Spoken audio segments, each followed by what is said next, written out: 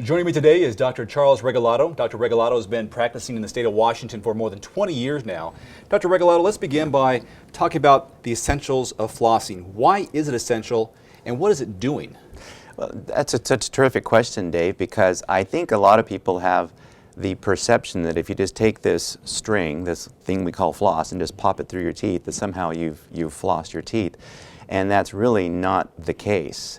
True flossing really involves more of taking a piece of dental floss and, yes, snapping it through the contact point, but then also wrapping it around that tooth. And what you're doing is disrupting the millions of bacteria, that the invisible stuff that's on your teeth, the stuff you don't see, that's actually attacking your tooth surfaces and causing it to be weak.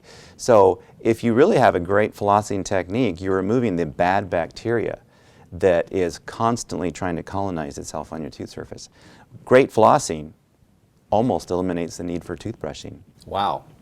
Now, without flossing, is this true? 40% or more of the surfaces of your teeth are never actually cleaned? You know, I've never really seen that statistic, but I would have to say that's at least very true.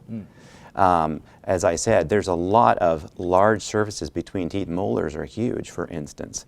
And so it's essential, it's critical that we get those areas clean. It leads to a lot of problems afterwards.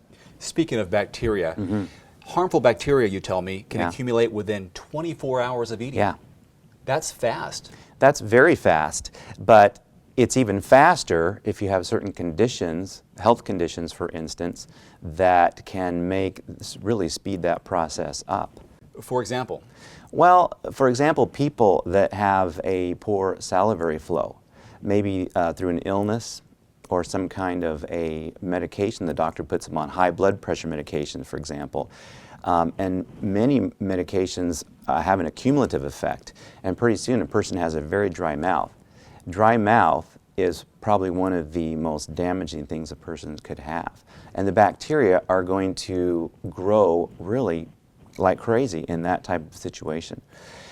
So people with dry mouth are going to find that they need to be cleaning even more often.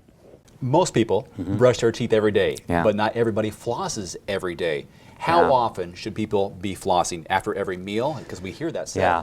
Well, based upon the fact, and you brought it up, the bacteria are within 24 hours reattaching themselves, recolonizing themselves to the tooth surface. So therefore, at least once a day is the easy answer. But if you have complicating factors, gum disease, dry mouth, some of the things we talked about, you are going to need to use something else to get in between those teeth. And in those situations, you need to be cleaning probably after every meal, not just once a day. Let's talk about flossing choices. You hear about waxed, unwaxed, flavored. What kind of flossing choices are out there that people can use? We've always had just the one type of floss for years, and you know what? We did fine with that. There's a lot of things that are gimmicky out there. Do you need to have flavor? Do you need to have fluoride? Those sort of things. One of the big advancements that I've seen with floss, though, is some of these woven flosses, which is not just one single strand, but multiple strands, and they definitely accumulate more of the bacteria. They wipe it off and get it. They do a better job. It's what I use personally myself.